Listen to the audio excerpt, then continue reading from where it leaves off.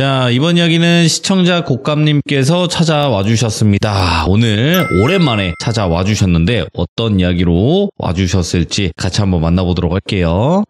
여보세요? 여보세요? 네, 안녕하세요. 곡감님. 네. 아유, 목소리 맑아지신 거 맞죠? 네, 괜찮아졌습니다. 건강이 또 안 좋으셨어가지고 또 참여를 못 하셨었어요. 건강이 최고입니다, 기정님들. 제가 항상 건강하라고 그렇게 말씀을 드렸건만. 곡감님 아프지 마세요. 네, 감사합니다. 자, 일단은 오랜만에 또 다시 시들무의 자리를 해주셨고요. 오늘 해주실 이야기 주제가 있을까 궁금하네요. 오늘은 아빠가 일본에서 겪으셨다고 했던 이야기를 한번 준비를 해봤고요. 네. 그리고 만약에 이야기가 너무 짧다 싶으면은 또 이야기가 하나 더 준비가 되어 있어서 좀 시간을 보는 걸로. 대단하신 분입니다. 아이고. 자, 그러면 감기든 뭐든 건 간에 다 낫는다는 의미로 한번 외쳐보도록 하겠습니다. 렛츠가! 끼리십니다. 곡감이에요.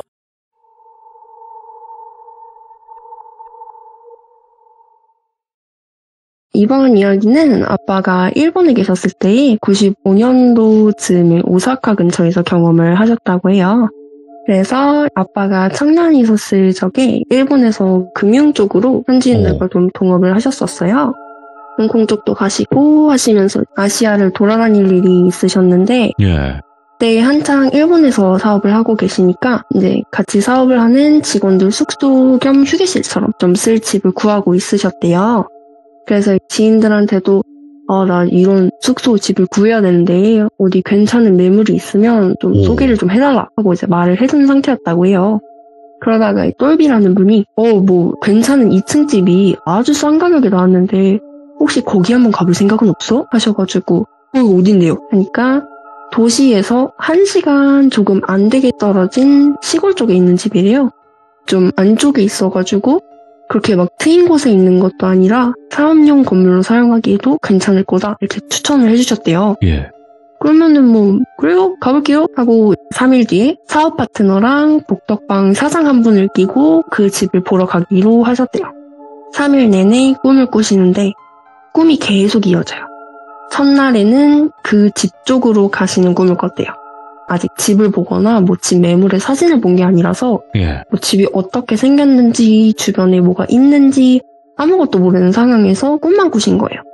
산길에 혼자 서 계시더래요. 험한 산길 이런 건 아니고 주변에 나무들 좀 있고 흙길인 그런 곳. 그래서 서서 저 위에 집이 있겠구나. 절로 한번 가볼까? 하고 그쪽으로 막 걸어가시는데 산에서 내려오는 사람들이 저쪽에서 막 이렇게 내려오는 게 보이는 거예요. 그래서 가볍게 눈인사, 목례 하면서 인사를 드렸는데 그 사람들이 막 당황하면서 올라가면 안 된다, 올라가지 말라는 듯이 약간 말하는 느낌이 들었대요. 이렇게 막 얼굴 당황한 게 막 보이면서 허둥지둥 막 손짓 발짓하는 게 말소리가 들리는 건 아니지만 꿈속에서 손짓 발짓으로 이렇게 내용을 전달하는 그런 느낌이 들어서 계속 유심히 쳐다보니까 또 그 사람들이 자기들끼리 이렇게 웅성웅성 하더니 산 위를 가리키면서 엄청 무서워하고 그러더니 또 밑으로 내려가면서 사라지더래요. 그래서 아빠가 고민을 조금 하시다가 그래도 올라가 봐야겠다 하고 마음을 먹으셨는데 얼마 안 가서 갑자기 나무 사이에서 저희 친할아버지가 무표정하게 이렇게 튀어나오시더니 갑자기 앞을 막더래요. 당신 아빠니까 아버지 왜 이래요? 저 올라가야 돼요 하면서 피해서 가려는데 계속 막 요리조리 잘 피하시면서 앞을 막아서시더래요. 첫날은 계속 그렇게 씨름을 하다가 잠에서 깨셨대요. 이때까지만 해도 별 생각이 없으셨어요. 그냥 그 당시에 할아버지랑 아빠가 좀 앙금이 있으신 상태고 이제 할아버지도 건강히 잘 살아 계셨던 시절이라 아이고 이 양반 꿈에서도 나를 방해하나 싶어가지고 대수롭지 않게 넘겼어요. 그리고 둘째 날이 되어서 또 꿈을 꾸시는데 마찬가지로 그 길 위에 서 있고 처음부터 할아버지가 이렇게 팔 벌리고 또 눈에 초점도 없는 무표정으로 도리도리 하시면서 막고 계시더래요. 그래서 다른 길을 한번 찾아보려고 두리번 하니까 길은 없고 앞쪽에 보니까 또 오른쪽에 큰 호수 같은 게 있더래요. 그러면은 일단은 아버지를 제치고 가야겠다. 그래서 오늘도 또 막 실랑이를 하는데 어느 순간부터 저거 사람이 아닌 것 같은데? 하는 생각이 들더래요. 그래서 가만히 쳐다보면서 저걸로 어떻게 할까 생각을 막 하다가 예전에 누구한테 들은 얘기가 생각난 거예요. 꿈에서 도깨비를 만나면 마주보고 왼쪽으로 외쳐라. 그러면 오. 변신이 풀리면서 사라진다. 이런 얘기를 들으셨대요. 아, 그래. 이거 한번 해보자. 요리조리 하는데 한번 이렇게 딱 바지춤을 잡고 이렇게 힘을 한번 줘봤는데 너무 무겁고 무슨 사람이 땅에 뿌리를 내린 것처럼 꿈쩍도 안 나더래요. 이거 어떡하지? 이거는 정말 생각지도 못했는데 하면서 아빠가 또 엄청 생각을 하시다가 도깨비잖아. 도깨비가 뭘 좋아할까? 고민을 막 하셨대요. 근데 이제 예로부터 한국 도깨비는 좋아하는 게 여러 가지가 있다고 알려져 있잖아요. 네. 뭐 술, 노래, 메밀묵 도토리묵, 씨름 이런 거 있잖아요. 이거다. 이거 일본 도깨비한테도 통할지는 모르겠지만 일단 한번 해보자 하고 할아버지한테 아버지 씨름 한 판 어떻게 할까요? 그러니까 갑자기 무표정이던 할아버지가 히? 하면서 희죽 웃으시더니 끄덕끄덕 하셨대요.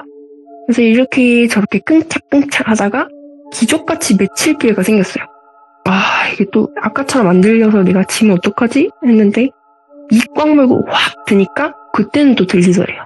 그래서 그렇게 맺혀가지고 땅에다가 뉘어놓으니까 할아버지가 땅에서 이렇게 꿈틀꿈틀꿈틀 하다가 검게 변하시더래요.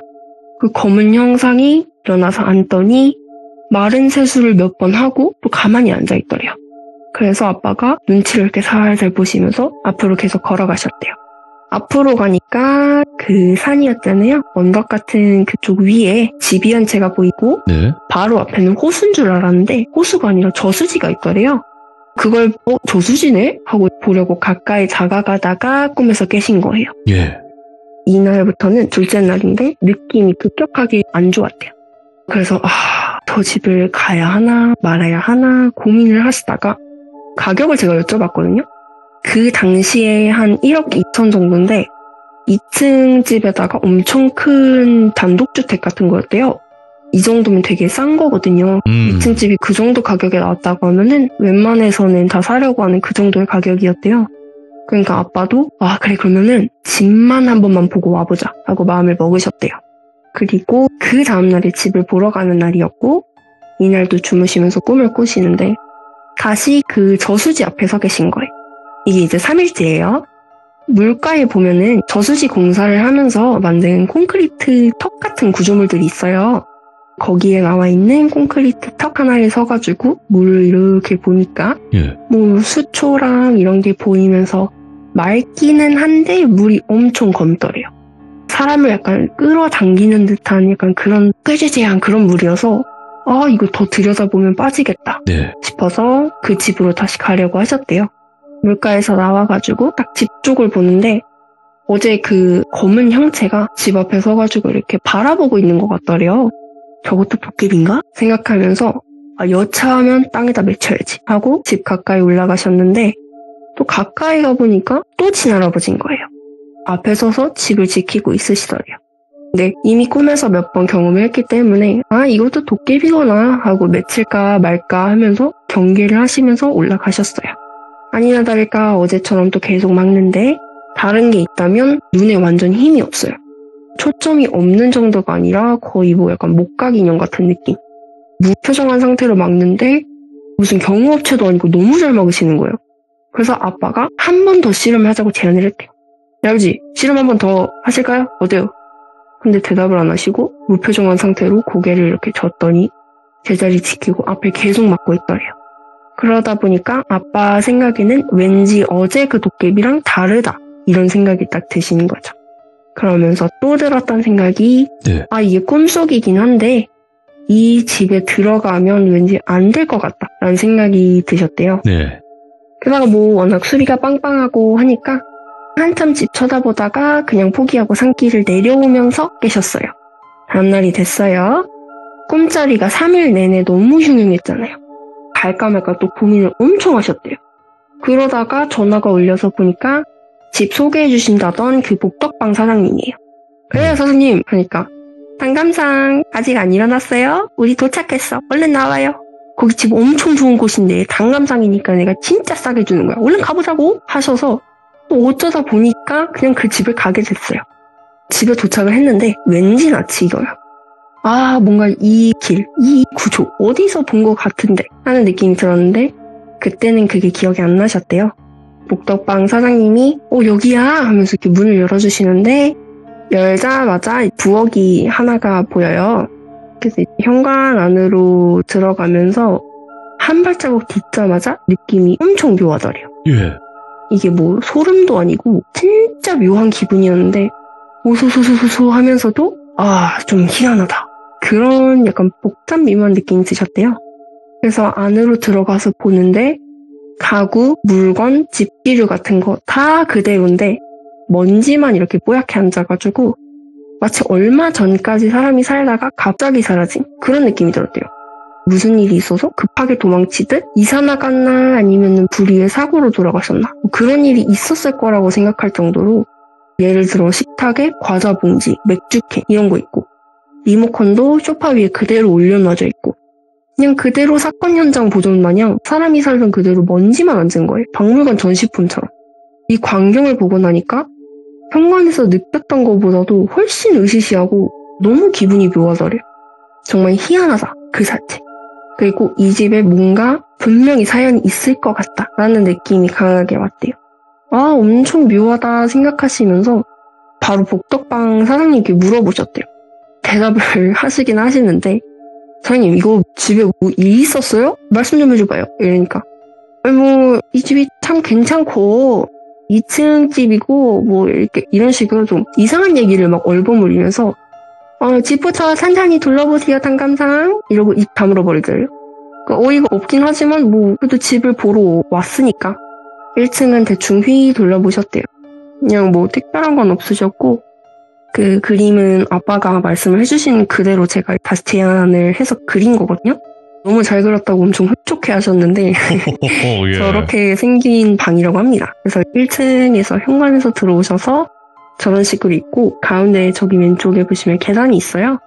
그래서 1층 다니다가 아빠가 계단을 발견해서 혼자 계단을 타고 올라가시고 나머지는 1층 방을 보러 갔대요. 3명이서 갔거든요. 일본인 복덕방 사장님, 아빠, 그리고 교포 사업 파트너. 그래서 두 사람은 1층을 좀 더 보신다고 했고 복덕방 사장님한테 말을 하실 타이밍을 놓치셔서 아빠 혼자 계단을 올라가셨어요.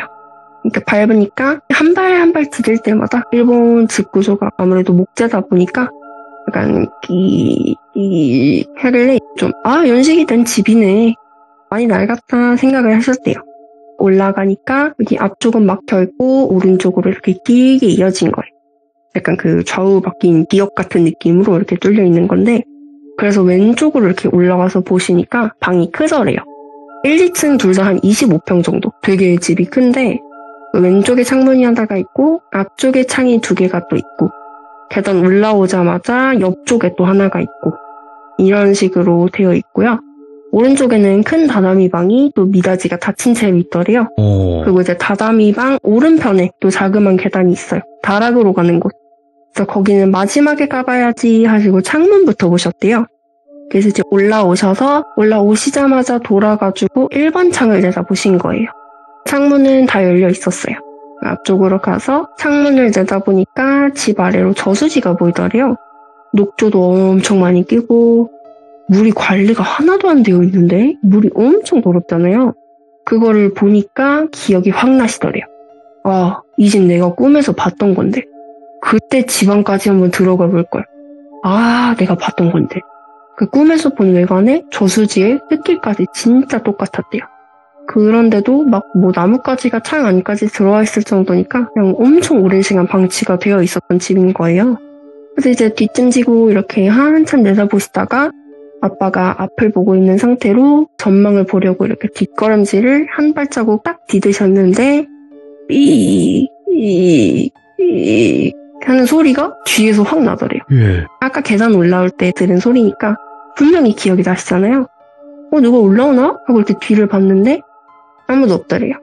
분명히 소리를 들었는데 아무도 없으니까 누가 올라오다 말았나 싶어서 계단 쪽으로 가서 그 위에서 아래를 내려다 보셨어요.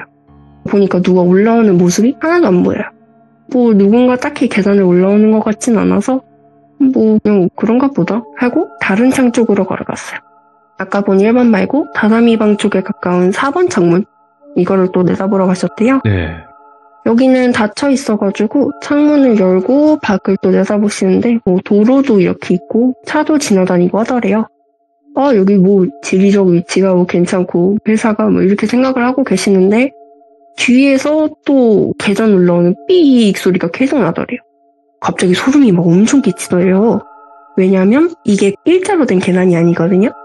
그 영화에 나오는 호텔 같은 데 보면은 네. 동글동글 말려서 올라가는 계단 있잖아요. 그렇게 2번 꼬아져 있는 계단이었대요.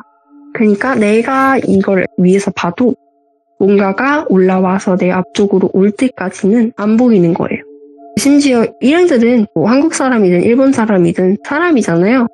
누구 올라올 때 사뿐사뿐 올라와요. 쿵쾅쿵쾅쿵쾅쿵쾅 하면서 올라오지. 근데 소리가 엄청 천천히 느릿느릿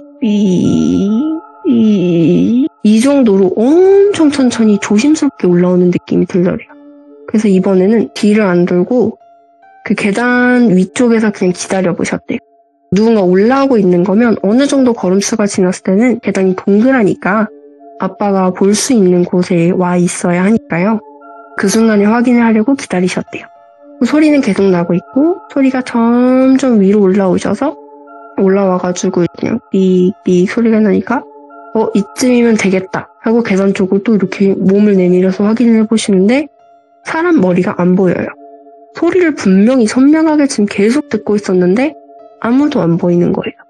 또 앞에 보면 끼익하고 뒤 보면 멈추고 이때부터는 몸에 막 찬기가 돌기 시작하면서 점점 분위기라고 해야 될까요? 분위기가 좀 쎄해지는 게 느껴졌다고 해요. 예. 뭐 확인을 할 수는 없으니까 다다미 쪽 4번 창문으로 또 가셔서 계속 기다려봤대요. 내가 소리를 잘못 들은 건가? 소리가 나나 안 나나 기다리시면서 창문을 다시 보고 계셨대요. 이 와중에도 좀 대단하신 게 집을 또 봐야 된다고 생각을 하셨대요. 그래서 계속 이제 그 소리를 들으면서 집을 보고 계셨대요. 또 끼익끼익 하는 게 일정하게 들려와요. 너무 소름이 끼쳐서 뒤를 안 돌아볼 수가 없었대요. 일단 아무도 없긴 한데 뭐 이제는 그 소리를 확인하고 뭐가 올라오나 그걸 하고 싶은 마음이 없어서 난 집이나 빨리 둘러보고 밖으로 나가야겠다 하고 마음을 먹으셨는데 끼익 소리가 멈췄대요. 계단에서 삐익 소리가 났잖아요. 올라올 때. 네. 그게 멈췄다는 건 무슨 소리예요? 다 올라왔다는 거잖아요. 네. 이제는 그 계단을 올라온 거가 2층에 이미 왔다라는 생각이 드시는 거예요. 지금 내 주변 어딘가에서 나를 보고 있는 것 같아. 뭔가 내가 저 다다미 방을 여는 순간 앞에 서 있을 것 같아. 이런 생각이 너무 강하게 드니까 도저히 이 미닫이를 열어볼 수가 없는 거예요. 그래가지고 문 여는 걸 포기하고 그 다다미만 보는 것도 포기를 하셨대요.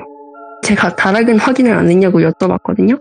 아빠가 엄청 황당해 하시면서 야 다락은 무슨 지금 빨리 여기서 내려가고 싶고 막 다다미 여기서 튀어나올 것 같고 몇 명이나 올라온 건지 뭔지도 모르겠는데 나를 막 계속 쳐다보는 느낌이 드는 거야. 그냥 2층에 나랑 같이 있는 것 같았다니까. 다다미로 보고 그냥 내려가고 싶었어. 막 이러시더라고요. 문제가 또 있어요. 계단에서 들리던 소리는 멈췄는데 뭔가가 2층에 올라와 있는 것도 모자라서 뒤에 서 있는 것 같은 느낌이 들었대요. 지금 아빠는 여전히 다다미 쪽 4번 창문을 내다보고 있으신 거거든요. 느낌이 너무 안 좋으니까 뒤를 돌아볼 용기도 없었대요. 창문 앞에 서서 계속 굳은 채로 뚫어져서 앞만 보고 계시는데 예. 돌아보지도 못하겠고 내려가지도 못하겠고 일행을 부르지도 못하겠는 거예요. 느낌이 스산하죠. 계단을 올라오던 존재가 이미 내 뒤에 와 있다. 이 느낌 때문에 한동안 가만히 서 있으셨대. 어떡하지? 하면서 막 이렇게 있는데 2번 창문 쪽에서 이렇게 햇빛이 이렇게 들어오고 있었대요. 영화 보면은 뭐 귀신들이 막 햇빛에 타 죽으니까 일단 저리로 가보자 싶으셔서 뒤를 돌지도 못하시고 옆으로 돌지도 못하시고 대걸음으로 이렇게 벽 타고 스스스슥 해가지고 2번 창문 쪽으로 가서 햇빛 안에 이렇게 서 계셨대요. 좀 햇빛을 받으니까 따뜻하고 뭐 그 소름 돋는 느낌이나 한기 이런 게 사라졌대요. 그러면 어쨌든 내 일행은 1층을 다 봤을 거고 2층을 보러 분명히 올라올 것 같으니까 일행들이 올라오면 나머지 다다미 방이랑 다락방을 올라가 보자 하고 기다리시는데 아무리 기다려도 안 올라오더래요. 근데 계속 혼자 여기 있기 싫잖아요. 햇빛이 있으니까 좀 나은 거지 드라마틱하게 살만하다 이런 게 아니었으니까요. 이거는 안 올라오겠다 싶으셔서 살짝 뒤를 돌아서 계단 쪽을 이렇게 쳐다보는데 계단이랑 다람이랑 다락이 한꺼번에 보이잖아요. 못 가겠더래요. 너무 무섭고 용기도 안 나고 해서 못 가겠는데 일행이 같이 올라와줬으면 좋겠는데 올라올 생각도 없어 보이고 또 한참 그렇게 서서 머뭇거리신 거예요. 그러다가 어느 순간 더 있으면 나는 여기서 절대 못 내려가겠다. 그리고 여기 더 있으면 나 지금 뭐 하나 진짜 볼 것 같다. 차라리 뭐 하나 보더라도 나 지금 내려가야 되겠다 하시고 진짜 큰 용기를 내서 뒤도 안 돌아보고 우다다다다 하면서 계단을 내려가셨대요. 내려가서 일행을 막 탔는데 복덕방 사장님이 없더래요. 그래서 뭐지 하고 나가보니까 파트너하고 복덕방 사장님하고 두 분이 집 밖에서 얘기를 하고 계시더래요. 아빠 혼자 그 스산한 집 안에 혼자 계셨던 거예요. 사장님, 단감상 잘 보셨어요? 이러면서 물어보시더래요. 예. 아빠가 정색하면서 그냥 가자고 이러셨대요.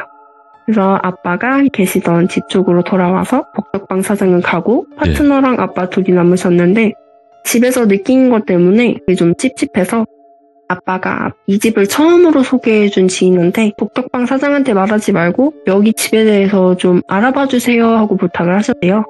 왜냐면 이게 부동산에서는 아무 말도 안 해줬거든요. 일본은 사고 매물을 얘기를 해줘야 한다. 이게 법으로 지정되어 있는 걸로 알고 있거든요. 근데 이게 30년 전에도 있었는지는 모르겠지만 어쨌든 아무 말도 없기는 했고 그럼에도 아빠가 듣고 느낀 게 있으니까 부탁을 하셨대요. 그러니까 이 사람도 뭐가 있나 싶어서 그 동네 사람들한테 이리저리 수소문을 해보신 거예요. 왜냐면 자기가 소개를 해준 거잖아요. 그래서 복덕방 사장한테 매물 얘기를 듣고 이런 매물 괜찮네 하고 그걸 아빠한테 소개를 해준 건데 본인도 사장한테 따로 얘기 드린 건 없었대요. 그래서 열심히 모아서 그 집 자체에 대한 이야기는 하나도 못 건졌지만 거기 살던 사람들 얘기는 알아냈어요. 거의 한 달 걸려서 모아왔는데 그 이야기를 이 집을 몇 명이 거쳐갔는데 둘 중 하나였대요. 빠른 시일 내에 이사를 나가거나 전부 다 죽거나 일본인도 살았고 외지인도 살았는데 이게 뭐 시달리다 죽고 이런 게 아니라 그냥 전부 급사. 원인도 모르겠고 그냥 시름시름 앓고는 집을 내놓길래 부동산은 그걸 계속 팔았는데 들어오는 사람마다 이거 얘기는 안 해준 거예요. 전 사람이 이렇게 아팠다. 누가 죽었다. 이런 얘기는 안 해주고. 흉흉하니까요. 사기를 친 거죠. 아빠가 이 매물을 보시기 전에 마지막으로 들어온 분은 일본인 영매사였대요. 영매사들도 무당처럼 찐이신 분들이 있으시고 쉬운 말로 약간 코스프레 하시는 그런 분들도 있잖아요. 이분은 찐이셨대요. 신기도 있고 뭐 영매사 일도 하시고 하던 좀 유명하셨다는 분인데 그 사람이 뭘 어떻게 하려고 들어오신 건지 아니면 모르고 들어왔지만 신기 때문에 잘 누르고 사는 건지 그거는 잘 모르겠지만 들어와서 한동안 잘 사는 것 같았대요. 계속 동네 얼굴도 비추고 동네 분들도 뭐 살면서 괜찮아요? 이렇게 슬쩍 떠봐도 뭐 괜찮다고 기운이 조금 세긴 한데 내가 누를만 한 것 같다고 그렇게 말을 하셨대요. 예. 그러다가 어느 날부터 얼굴이 안 보여가지고 주변 사람들끼리 서로서로 물어보니까 어디 병원에 있대요. 어느 날 갑자기 쓰러져서 이 영매사분이 병원을 실려가게 되셨는데 그대로 식물인간이 되어서 의식불명 상태로 기계가 막 꽂혀있는 상태인 거예요. 그래서 최근까진 건강하게 멀쩡했던 것 같은데 갑자기 사람이 이렇게 되니까 놀랐대요. 그 집이 뭐가 있긴 있구나. 벌써 이게 3번째인데 이렇게 사람이 많이 죽고 영매사까지 당할 정도면은 저기는 평범한 사람이 살 곳이 못 되는구나. 그러니까 그 집에 가서 뭐 보이는 유품도 챙기고 뭐 정리도 하고 이래야 되는데 아무도 안 들어간 거예요. 무서우니까. 그렇게 병원에 계시다가 영매사분은 결국 돌아가셨대요. 엄청 쇠약하셔서 말씀도 못 하시고 눈도 못 깜빡이시고 그렇게 병원에 8개월을 있다가 가신 거예요. 그러면 또 집을 내놔야 되잖아요. 이 물건을 또 정리를 해야 되는데 마찬가지로 가족분들이고 복덕방 사장이고 부동산 업체고 동네 사람들이고 돈 준다 해도 난 못 들어간다. 다 안 들어간다 하신 거예요. 그래서 그렇게 생활을 하시다가 그대로 방치를 해놓고 집이 계속 비어있다가 1년 후에 아빠가 복덕방 사장님이랑 같이 나타난 거예요. 예. 아무것도 모르는 상태로 왔으니까 아빠는 복덕방 사장은 이걸 다 알고 계시잖아요. 그러니까 아빠를 집에다가 들여다 놓고 본인은 무서우시니까 일찌감치 나가 있었던 거예요. 처음부터. 근데 아빠는 꿈으로 이미 보셨잖아요, 이 집을. 집에 와서 생각을 계속 하셨는데 경고를 받았는데도 저걸 사면 난 바보다. 게다가 이제 사람이 이미 몇 번이나 정말 죽어나간 집이잖아요. 또 급사로. 그래서 이제 이 이야기를 듣고 나니까 아빠가 꿈에서 그 집을 안 들어간 게 역시 잘한 일이었다 이런 생각이 드시더래요. 왠지 그날 억지로라도 들어갔으면 그러면 꿈에서 뭔가 흉한 거를 마주쳐서 자다가 죽었을 수도 있겠다. 그리고 또 내가 그 집에서 그런 기운을 못 느꼈으면 나는 그 집을 샀을 수도 있겠다. 이런 생각을 하셨대요. 예. 집이 크고 그래서 엄청 마음에 드셨다고 했거든요. 이런 생각을 막 하시면서 이번에는 또 복덕방 사장님이 괘씸한 거예요. 복덕방 사장님이면은 부동산 중개인이잖아요. 그렇죠. 그럼 집을 소개를 해주고 정확하게 얘기를 해주셔야 되는데 뭐 본인은 2층 올라오지도 않고 밖에 나가 있어요. 뭔가 알고 있고 자기도 무서우니까 아빠 혼자 놔두고 도망간 거잖아요. 그래서 그냥 더 알아볼까 하다가 뭐 똥 밟았다 생각하고 다른 중개인 찾아서 집을 구하셨대요. 그러고 한 1년 있다가 일본에서 철수를 하십니다. 같이 일하던 파트너 한 분이 중간에서 사업 자금을 들고 떴다방하셔서 그렇게 철수를 하시고 예. 이 얘기를 해주시면서 아빠가 어딜 가서 뭘 하든 본인 몸이 안 된다라는 신호를 보내면 그 감을 믿고 따르라고 귀족분들께 전해달라고 하시더라고요. 아, 네. 아무리 평소에 감이 안 좋은 사람이라고 해도 어떤 순간에 자기 본능이 안 된다고 말을 하면 스스로의 감을 좀 꼭 믿으라고 하십니다. 이게 뭐가 그럴 막 때가 있죠. 시원하게 밝혀지고 뒷이야기가 있고 한 건 아니라서 좀 아쉽긴 한데 그래도 엄청 무서웠다고 하시고 아빠가 더 캐보기를 포기하신 이야기 중 하나여서 들고 와봤습니다. 야, 그럼 아쉬우시면 아까 뭐 하나 더 있다고 하셨는데 그것도 한번 예, 그렇습니다. 아, 바로 갈까요? 예, 가보죠. 예. 이번 이야기는 좀 처음으로 소개하는 동생과 제가 겪은 이야기 중 하나가 될 것 같아요. 어떻게 보면 이게 또 무섭다기보다는 좀 안타깝고 또 소름이 돋으면서 마음이 또 아플 수 있는 그런 이야기인데요. 동생이 초등학교 한 2학년 때쯤이었을 걸로 기억을 해요. 저랑 동생이 같은 초등학교를 나와가지고 그쪽 거리를 저희가 다 아는데 저는 그때 중학생이었던 것 같고 그때 한창 뭐 잠이 많을 시기라 둘 다 엄청 잠도 많이 자고 그랬던 것 같아요. 편하게 동생을 홍시라고 부르도록 하겠습니다. 홍시가 어렸을 때부터 잠을 자면은 그렇게 땀을 많이 흘렸어요. 이게 다한증인지 뭔지는 모르겠는데 자고 일어나면 이렇게 식은땀으로 베개랑 이불이 다 젖어가지고 빨래를 엄청 자주 했었어요. 어느 날은 홍시가 늦지막하게 집에 돌아왔어요. 그래서 첫 시참 때도 말씀을 드렸지만 저녁에 게임을 엄청 하고 그랬었는데 애기니까 졸립잖아요. 야 이제 잘까? 했는데 이미 얘는 눈이 반쯤 감겨 있어요. 아, 네. 그런데도 잠을 막 안 자려고 하는 거예요. 눈이 계속 막 파르르 떨리는 게 다 보이는데 뭐 이상하게 그냥 게임을 하고 싶어서 잠을 안 자는 게 아니라 진짜 필사적으로 막 뺨도 깨리고 퍼포먼스를 하면서까지 잠을 안 자는 거예요. 이때 당시 첫 시참 때 얘기했던 집에 살고 있던 시절이라 네. 아 얘가 가위를 요즘 또 늘리기 시작했나 싶어서 야 너 왜 안 잘라 그래? 가위 때문에 그러는 거야? 라고 물어봤더니 아니 뭐 그건 아니야. 이렇게 도리도리 하고 말은 안 해요. 네. 그냥 평소에도 막 뭘 본다, 가위를 눌렸다 이런 얘기를 잘 안 해주는 애라 그냥 그러려니 하고 넘겼어요. 오늘날 밥 먹는데 엄마가 동생한테 너 눈이 왜 그래? 하시는 거예요. 그래서 저도 같이 응시를 봤는데 다크서클이 무슨 판다 저리 가라 할 정도로 엄청 짙게 있어서 거의 막 멍처럼 보일 수준인 거예요. 그 정도로 내려와 있으니까 희한하네 하고 쳐다보는데 엄마는 뭐 또 곶감아 너 홍시 데리고 저녁에 좀 일찍 좀 자. 엄마 다 알거든? 자꾸 저녁마다 게임하고 그러니까 애가 저렇게 되는 거 아니야? 막 하시는 거예요. 저는 잘 잤거든요. 나 일찍 잤는데? 하니까 엄마는 또 못 들은 채 하시고 가시고. 그래서 저는 이때까지만 해도 아 얘가 뭐 불면증이 있나 보다. 뭐 에너지 드링크 먹었나? 했었어요. 또 며칠 지나고 같이 제 방에서 자기로 하고 같이 또 저녁에 영화를 보고 있었어요. 한창 영화가 클라이막스로 올라가고 저는 막 좀 몰입해서 막 두근두근 어떻게 되려나? 막 이러고 있는데 갑자기 홍시가 일어나요. 저는 곁눈질로만 힐끗하면서 야 어디가? 했어요. 이게 몰래 하는 거니까 조용히 말해야 돼가지고 야 홍시야! 야! 했는데 못 들은 건지 그냥 방문으로 걸어가더라고요. 예전에도 말씀드렸지만 예전에는 동생이 겁이 진짜 많았어요.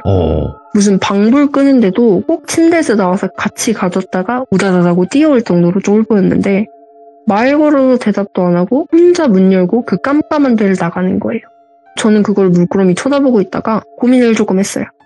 영화가 되게 중요한 장면이라 지금 딱 흐름 안 끊기게 보고 싶은데 또 저 깜깜한 데는 나도 무서운데 가기가 진짜 싫은데 하고 일단은 신경 안 쓰고 소리만 들어보자 했어요.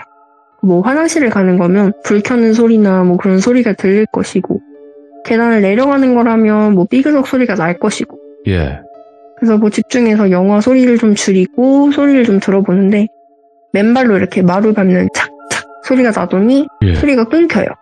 응? 어디 간 거지? 싶어서 진짜 무섭고 귀찮고 5만 가지 생각이 다 드는데 따라 나갔어요. 집 구조 모르시는 기종님들 계실 수 있어서 잠시만 말씀드릴게요. 주택이라 2층까지 있고 2층에 저랑 홍시방이 있어가지고 계단이 이렇게 있고 또 주위로 난간이 이렇게 있습니다. 베란다가 방 하나에 이렇게 둘러져 있고요. 저는 홍씨가 2층 거실 한가운데 서 있는 줄 알았어요. 뭐 하나 이거 자세히 보니까 계단 난간에 서서 두 팔을 이렇게 위로 뻗고 있는 거예요. 뭐야 몽유병이야? 하면서 이렇게 조용히 불렀어요. 야 홍씨야, 야 박홍씨. 대답이 없어요.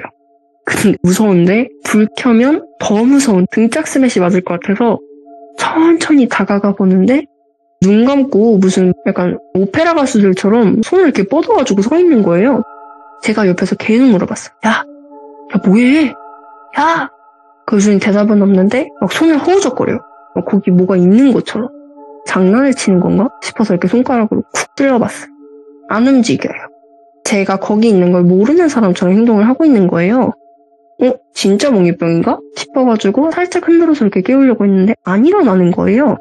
손은 계속 허우적거리고 배는 거의 난간에 붙어서 뭐 만약에 난간이 부서지거나 난간을 넘어가 버리면 진짜 위험하겠다 싶어서 홍씨를 잡고 이렇게 뒤로 확 뺐어요. 힘이 엄청 세더라고요. 버티는 힘이 엄청 세가지고 저도 확 잡아당기다가 같이 넘어졌어요. 큰 소리 났다. 진짜 큰일 났다. 엄마 올라오겠다. 하고 있는데 홍씨가 눈 뜨고 멍하니 앉아있어요. 저는 화가 슬슬 나요. 아니 한밤중에 뭐하냐. 잘 거면 똑바로 들어가서 자든지 왜 여기 나가서 이러고 있냐 하면서 이렇게 조용하지만 빠르게 얘기를 했어요. 그랬더니 홍씨가 비행기 이러는 거예요. 저는 그때 놓여서 뭔 비행기? 몰라 나 들어갈 거야. 마음대로 해.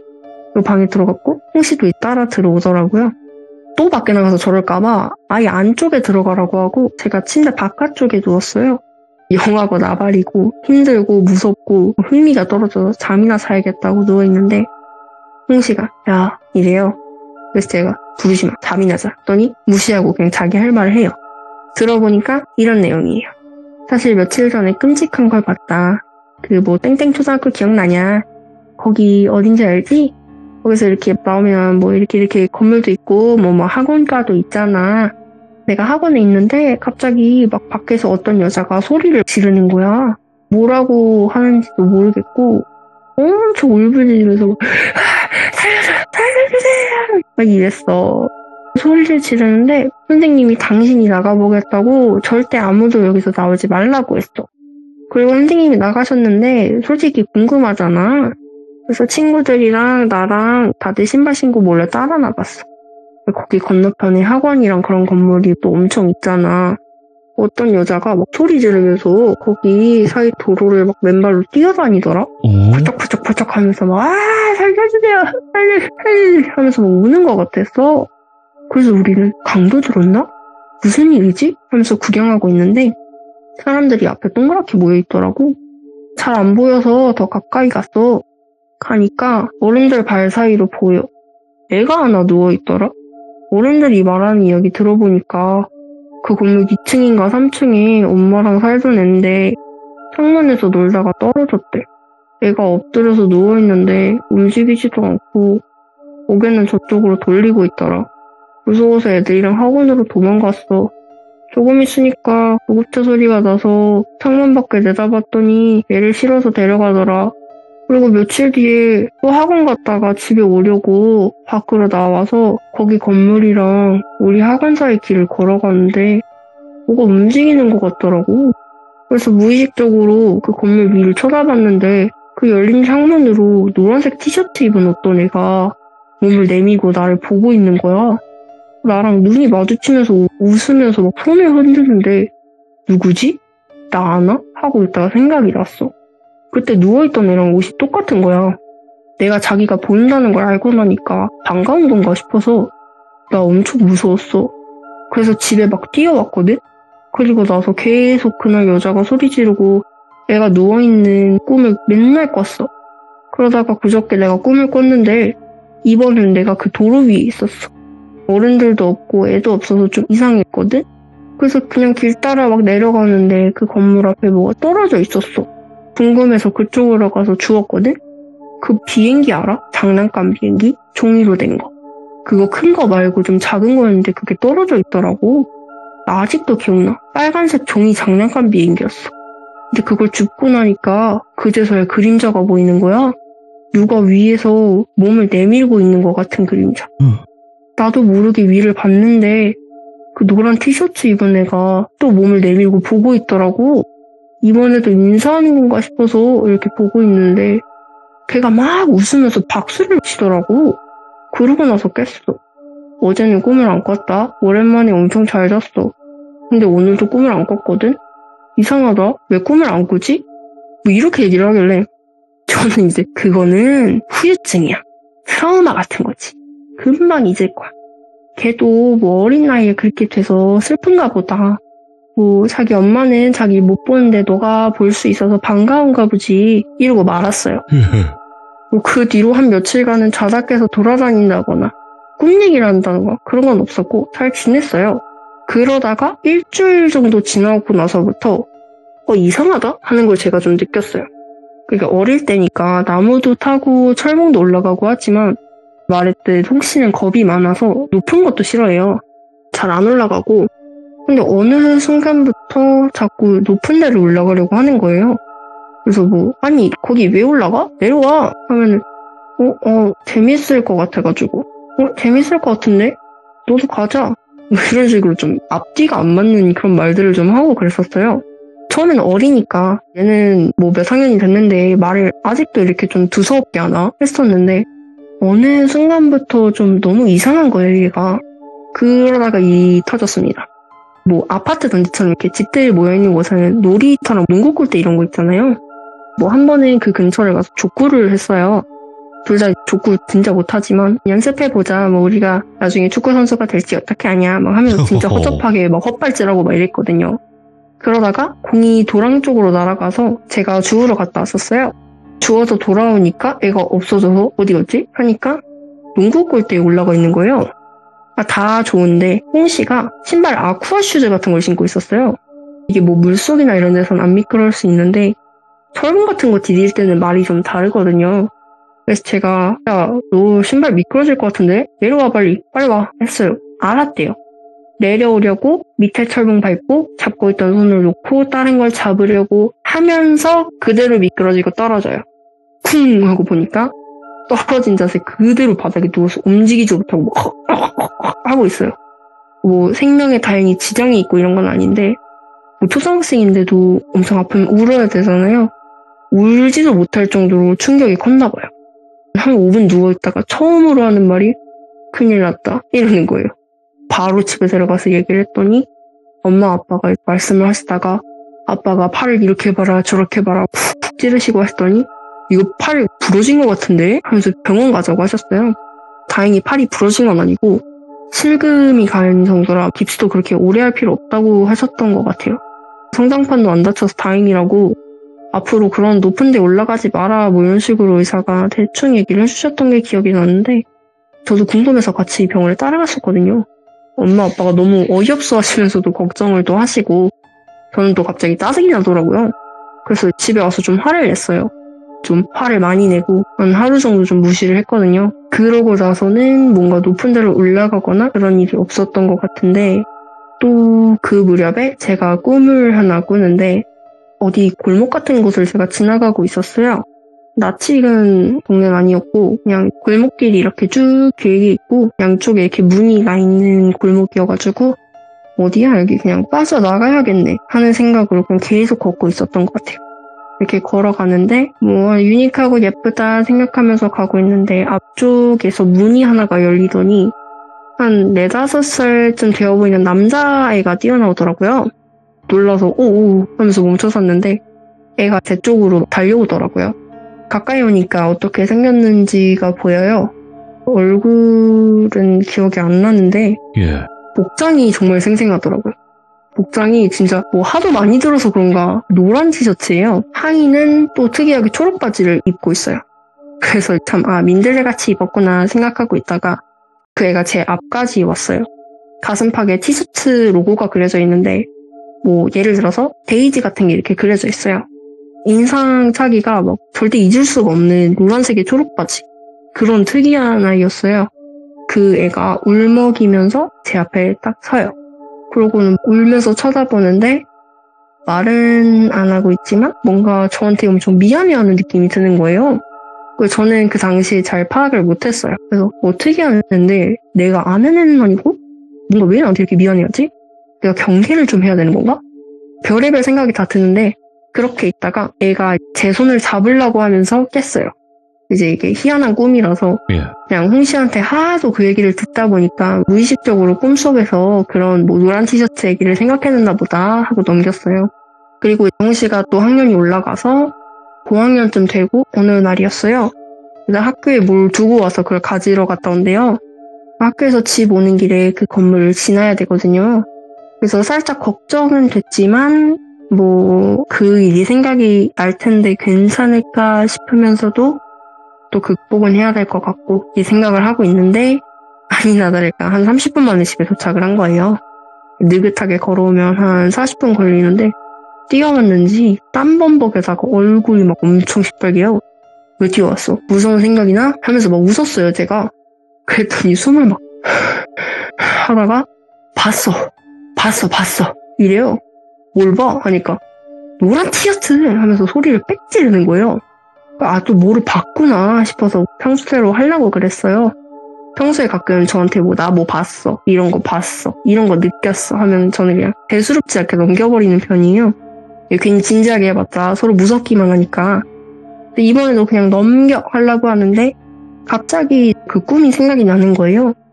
저도 생각을 하다가 물어봤어요. 혹시 그거 너가 봤다는 그 애기가 초록색 바지에다가 노란색 옷에 데이지 그려져 있어? 이렇게 물어봤는데 홍씨 눈이 한 3배 커지더니 내가 말했어? 어떻게 알았어? 이러는 거예요. 너 먼저 말해봐. 들으니까 이야기가 이래요. 파일을 챙겨서 학교에서 나왔어요. 굳이 그 사건이 있었던 거기를 관통할 필요는 없지만 돌아서 가면은 10분 정도가 더 멀어지니까 그냥 그쪽을 관통해서 온 거예요. 거길 지나서 오려고 하는데 멀리에서 그 건물이 보이더래요. 슬쩍 곁눈질로 보니까 아무것도 없어요. 다행이네 싶어서 걷다가 그 건물 앞을 지나가는데 살짝 소름이 올라오더래요.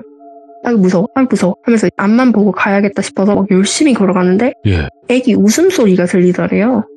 그 약간 유아 목소리 아시죠? 막 헤헤헤헤 하는 그 목소리요. 그 소리가 너무 선명히 들리니까 자기도 모르게 그 창문을 이렇게 다시 돌아봤더래요. 있더래요. 아주 오랜만에 그 건물 앞을 지나가는 거라 사실 볼 일도 없었는데 이렇게 마주친 거예요. 저번이랑은 조금 다르더래요. 얘가 약간 머뭇머뭇하더니 손을 이렇게 흔들흔들 이렇게 흔들었대요. 갑자기 너무 안타깝다는 감정이 들어서 본인도 모르게 홍씨가 손을 흔들 뻔했다는 거예요. 저도 그 꿈 얘기를 해주면서 둘이서 애기 참 불쌍하다 하면서 넘어가고 그 후로 그 얘기를 보거나 저도 꿈을 꾸거나 했던 적은 없는데 제가 이 이야기를 준비를 하면서 오랜만에 생각을 한번 정리를 해봤는데 어쩌면은 그 애기가 너무 일찍 가버려서 영문도 모르고 자기를 볼 수 있는 사람 홍씨를 따라와서 같이 놀려고 했는데 자기 때문에 빙의를 했는지 아닌지는 모르겠지만 홍씨가 다치고 또 제가 화나고 하다 보니까 자기가 잘못했다 이렇게 느꼈지 않았을까. 그래서 제 꿈에 나와서 뭔가 사과도 엉성하지만 하려고 한 것 같고 또 폐를 끼치려거나 원한이 있거나 그런 것 같지는 않아요. 그냥 좀 너무 일찍 가버려서 더 놀고 싶었는데 미안하고 아쉬웠던 게 아닐까. 아가가 좀 지금은 좋은 곳으로 가서 재밌게 놀고 있었으면 좋겠다는 생각이 듭니다. 이야, 여기까지입니다. 동생분과의 이야기까지 또 이렇게 들려주셨는데 굉장히 너무나 잘 들었고요. 그리고 곶감님 네네. 뭔가 그 개그의 피가 좀 있으시네 확실히. 제가요? 말씀을 좀 재미나게 하시는 부분도 있네요. 아, 제가요? 네. 너무 생각지도 못했네. 좀 끌어오르시는 게 있네, 보니까. 아, 그렇구나. 연기를 되게 자연스럽게 잘하시는데 연기하셨어요, 원래? 아니요. 꿈이 꿈입니다. 연기죠? 꿈이? 아니요. 사실 뭐 해본 적은 없는데 그냥 말하는 걸 좀 좋아하는 편입니다. 어쩐지 그래도 그런 걸 좋아하시고 하니까 더 잘하시는 것 같고 저희가 곶감님의 이야기를 들으면 머릿속에 상상이 쫙 되거든요. 너무 다행입니다. 그게 진짜 중요한 건데 곶감님은 그걸 너무나 잘 해주시니까 저희가 더 섬뜩하게 듣기도 하고 또 재미난 부분은 또 더 재미나게 듣는 부분도 분명히 있다고 생각을 하기 때문에 앞으로 건강만 하시고 자주 와주시길 바라겠습니다. 네, 감사합니다. 오늘도 너무 고맙습니다. 감사합니다. 감사합니다. 네. 진짜 이야기 잘하세요. 곶감님이 앞으로 또 참여를 계속 하시면 여러분들도 많은 응원해주시고 앞으로 또 많이 참여해서 이야기 들려주실 수 있도록 채팅도 좀 해주시고 그러시면 감사할 것 같습니다. 시청해주신 모든 분들 항상 건강이 최고입니다. 건강하시길 바랄게요. 감사합니다.